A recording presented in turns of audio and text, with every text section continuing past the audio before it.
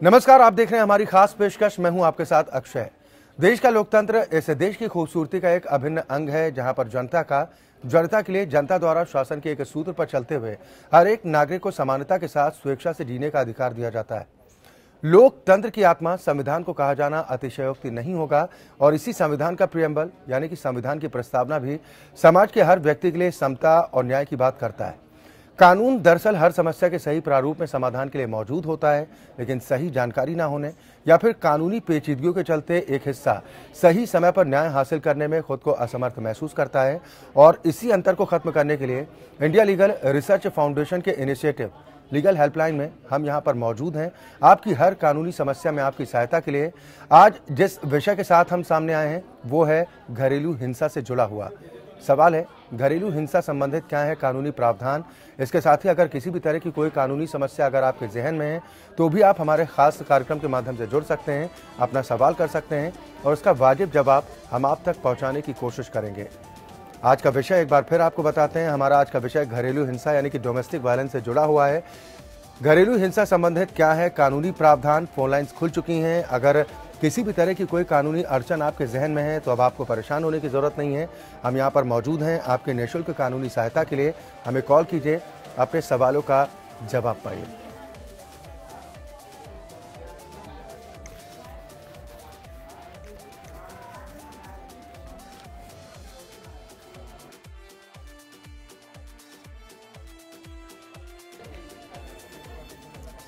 आज जिस विषय के साथ हम आए हैं वो है घरेलू हिंसा यानी कि डोमेस्टिक वायलेंस से जुड़ा हुआ घरेलू हिंसा संबंधित क्या है कानूनी प्रावधान, जिस पर आज हम चर्चा करेंगे। और इसके अलावा भी अगर किसी भी तरह की कोई कानूनी अड़चन अगर आपके जहन में चल रही है तो अब आपको परेशान होने की ज़रूरत नहीं है।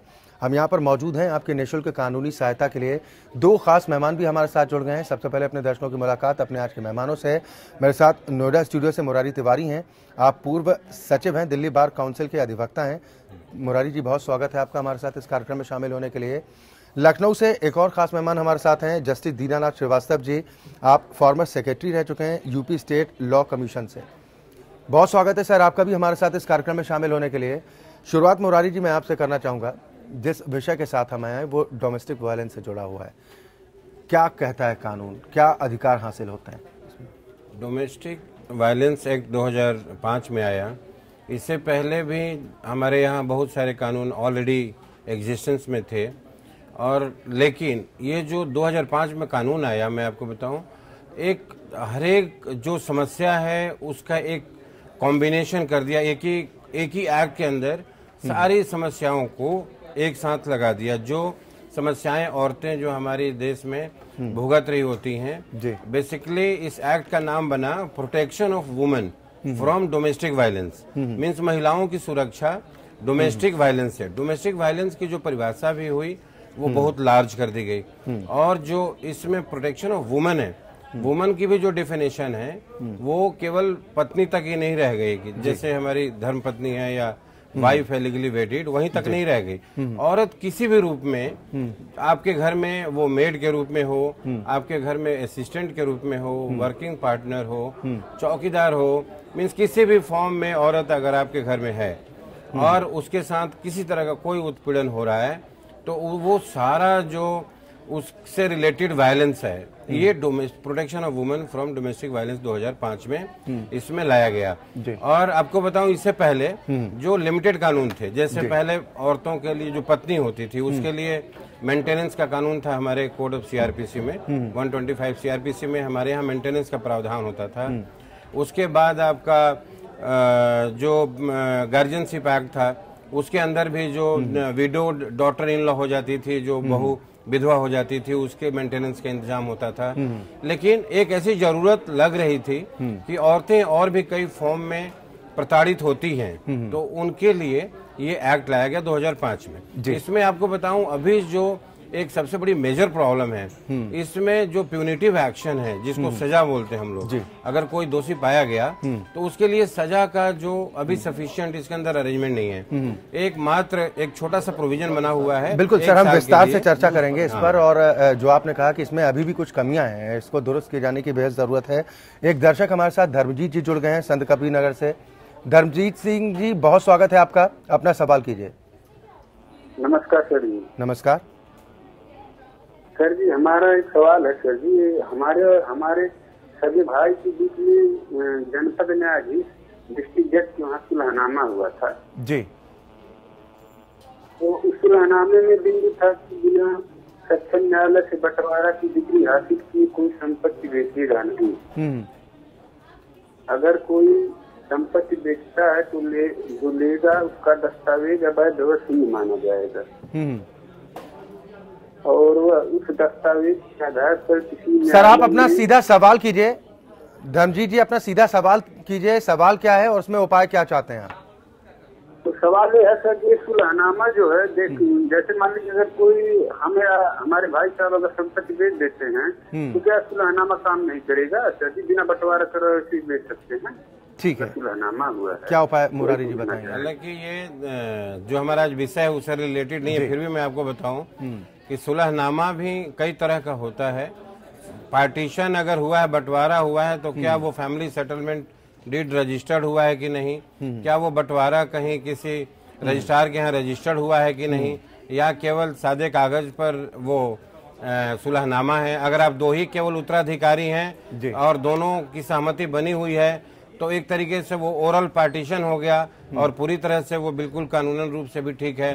तो अब ये सारी बातें हम लोग देख करके ही बहुत डिटेल में पता लगा पाते हैं। कुछ इन्फॉर्मेशन जैसे पूरी दर्शक नहीं बता पा रहे हैं जी, इस वजह से कंक्रीट एडवाइस नहीं मिल सकती। चलिए बिल्कुल बिल्कुल अगर दो ही उत्तराधिकारी आप अपने डॉक्यूमेंट्स भी उनकी कॉपी हम तक पहुंचा सकते हैं और उसके बाद उसका निरीक्षण करने के बाद क्या बेहतर कानूनी विकल्प आपके सामने हो सकता है वो हम आप तक पहुंचाने की कोशिश करेंगे। और अपने दर्शकों से भी अपील कर रहे हैं कि अगर किसी भी तरह की कोई कानूनी अड़चन आपके जहन में है तो अब आपको परेशान होने की जरूरत नहीं है।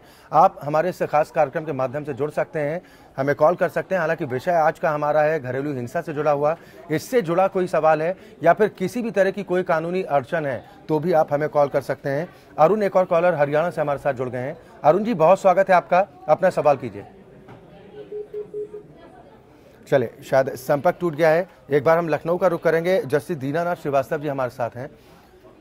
दीनानाथ जी क्या कहेंगे घरेलू हिंसा को लेकर जिस पर हम चर्चा कर रहे हैं कि कानूनन अधिकार हासिल होता है कि अगर किसी के साथ हिंसा होती है, खासतौर पर किसी भी महिला के साथ, वो चाहे एक पत्नी के तौर पर हो, एक मेड के तौर पर हो या फिर परिवार के किसी सदस्य के तौर पर ही हो, अगर उनके साथ इस तरह की कोई वायलेंस होती है तो क्या कानूनी प्रावधान हासिल होता है? और साथ ही जैसा भी मुरारी जी ने कहा कि कुछ कमियां हैं जिनमें दुरुस्त करने की जरूरत है, खासतौर पर उनका इंडिकेशन जो था वो सजा को लेकर था।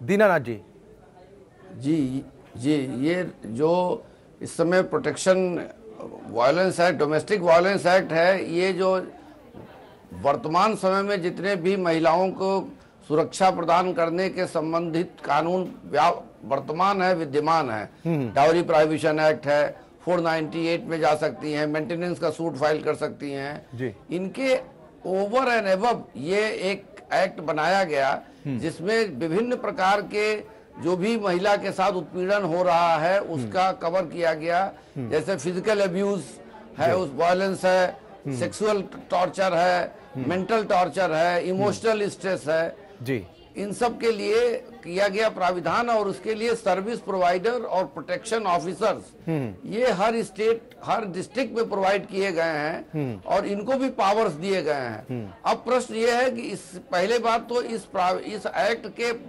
व्यापक प्रचार प्रसार महिलाओं के मध्य नहीं हो पाया है और उनके मन में हमेशा ये भ्रम रहता है कि हम डोमेस्टिक वायलेंस एक्ट में जाएंगे तो हमारे अन्य जो कानूनी अधिकार है वो तो नहीं प्रभावित होंगे जी। तो पहले बात तो मैं ये स्पष्ट कर देना चाहता हूं कि आपके चैनल के माध्यम से पहले इस एक्ट का प्रचार प्रसार हो और इसमें सबसे बड़ी चीज ये है कि महिला को कंपनसेशन देने के लिए कोर्ट को पावर दिया गया है।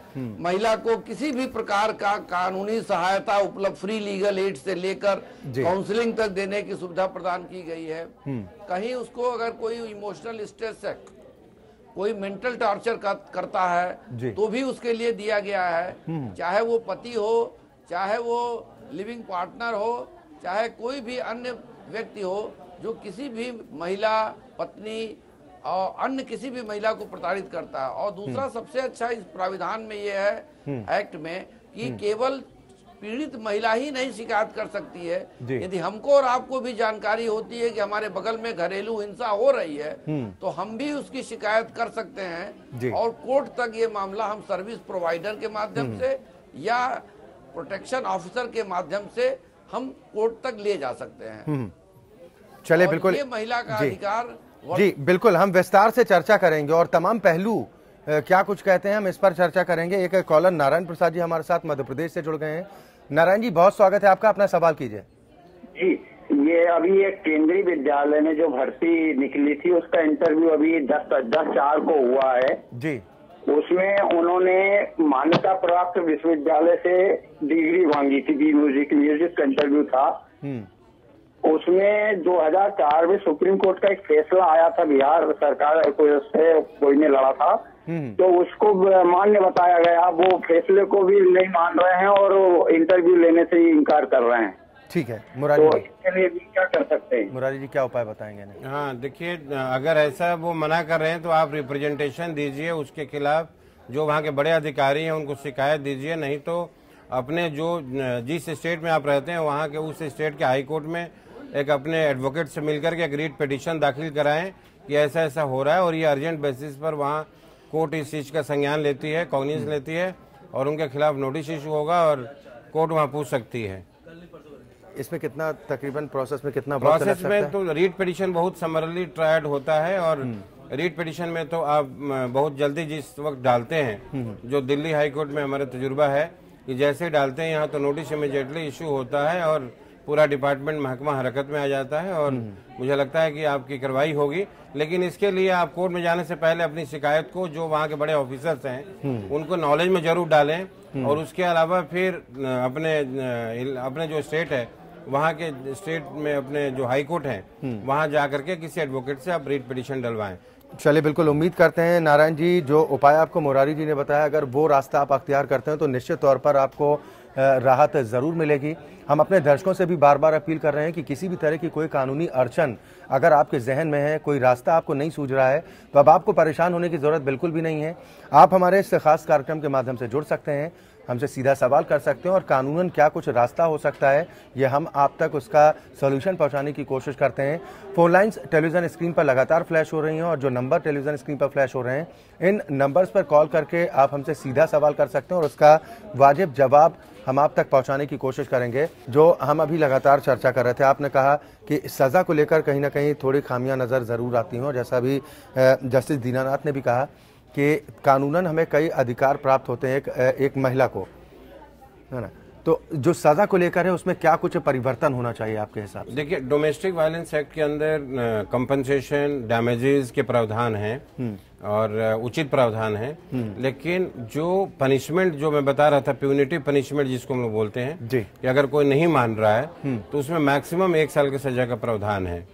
और जैसा कि अभी बता रहे थे हमारे जज साहब, अब फिलहाल ऐसी स्थिति हो गई है कि जो पहले 406498 के अंदर मुकदमे डलते थे अब वो भी आकर के डोमेस्टिक वायलेंस के साथ अगर वाइफ है तो क्लब हो जा रहे हैं विद द रीजन कि वो नेचर एक ही हो जाता है उस रिलीफ का।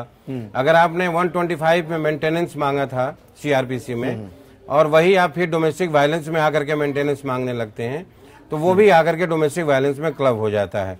तो एक साथ पैरेलल एक ही रिलीफ के लिए कई एक्ट हो गए हैं। डोमेस्टिक वायलेंस एक्ट का जो पर्पज था हमारा, it was meant for protection of women from domestic violence। Basically ये आइडिया था कि एक पत्नी के अलावा भी जो औरतें हैं, जिस फॉर्म में औरत है वो मदर के फॉर्म में है या मेड के फॉर्म में है या आपके घर में किसी भी नेचर से काम करती है या वो पत्नी नहीं है, बहन है या आपकी भाभी है, उन लोगों को लेकर के कोई लेजिस्लेशन नहीं था हमारे कंट्री में। तो ये जो आया प्रोटेक्शन ऑफ वुमेन, ये उन लोगों के लिए बहुत ही लाभदायक हो गया। चलिए बिल्कुल, एक दर्शक हमारे साथ और जुड़ गई हैं रेणुकूट से, अनीता जी हैं। अनीता जी बहुत स्वागत है आपका, अपना सवाल कीजिए। जी, मेरी सवाल यही है कि हमारे एक पड़ोसी बगल में रहता है, आए दिन हमको छेड़खानी के रूप में पकड़ता है, करता है, वो करता है, गाली गलौज करते रहता है हमेशा। एक समय था कि घर में घुस के बहुत बुरी तरह से मारपीट किया, लेकिन यहाँ की पुलिस कोई सहायता नहीं की है। मैं बहुत जगह से मैं बहुत पीड़ित हूँ। ठीक है अनीता जी, आपको परेशान होने की जरूरत नहीं है। मुरारी जी क्या उपाय बताएंगे जिनमें इन्हें फौरी तौर पर भी राहत मिले और उसके बाद जो दोषी हो उसके खिलाफ एक्शन? अगर इतना कुछ हुआ आपके साथ, अब तो आपको बताऊं जो निर्भया कांड हुआ था, निर्भया कांड होने के बाद जो हमारे इस तरह की जो हरकतें थी, इस तरह के जो मुलजिम थे, एक्यूज थे, उन लोगों के खिलाफ काफी तगड़ी नकेल कस दिया गवर्नमेंट ने। जो पूरा जो लॉ था वो अमेंड हो गया और आप इसमें धारा 354 है, उसमें आप नॉन बेलेबल ऑफेंस दर्ज होता है। अपने इलाके के जहां भी आप रहती हैं वहां पुलिस को किसी तरह से अगर आप रिपोर्ट करें तो आप औरतों के मामले में अब सेंट्रल गवर्नमेंट ने ही, होम मिनिस्ट्री ने ही आदेश दे दिया है कि अगर कहीं किसी तरह की कोई शिकायत किसी थाने में दर्ज होती है तो इमीडिएटली वो एफआईआर में कन्वर्ट होती है। अगर ऐसा नहीं हुआ है तो आप जो अपने बड़े अधिकारी हैं वहाँ के एसपी, डीएसपी और आपके जो आईजी, सुप्रिंटेंडेंट, जो भी आप चीफ मिनिस्टर हैं, होम मिनिस्टर हैं, आप कई जगह आप अपने दरखास्त भेजें और मुझे उम्मीद है कि बहुत इमीडिएटली कार्रवाई होगी और जो भी आपके पड़ोस में जो आपको तंग कर रहा है वो अरेस्ट होगा, उसकी जमानत भी नहीं मिल सकती। ठीक है जस्टिस दीनानाथ जी, ये अनीता जी ने जो अपनी समस्या बताई है और जो उन्होंने कहा कि उन्होंने कई बार शिकायत करने की भी कोशिश की है लेकिन कोई कार्रवाई नहीं हुई, कानूनन क्या प्रावधान है? ऐसे पुलिसकर्मियों के खिलाफ भी एक्शन अगर कोई चाहता है कि अगर कोई पुलिसकर्मी अपने फर्ज से दूर भागने की कोशिश करता है, उनकी सुनवाई नहीं होती है, तो क्या कानूनन रास्ता कि ऐसे पुलिसकर्मियों पर भी कार्रवाई हो?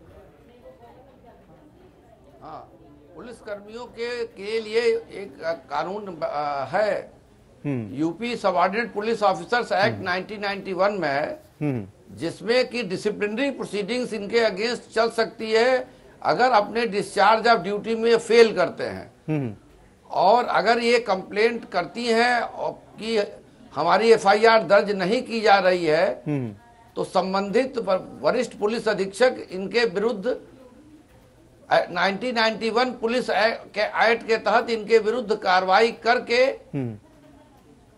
इनको जो है दंड, जो है प्राविधानिक दंड इनको प्रदान किया जा सकता है।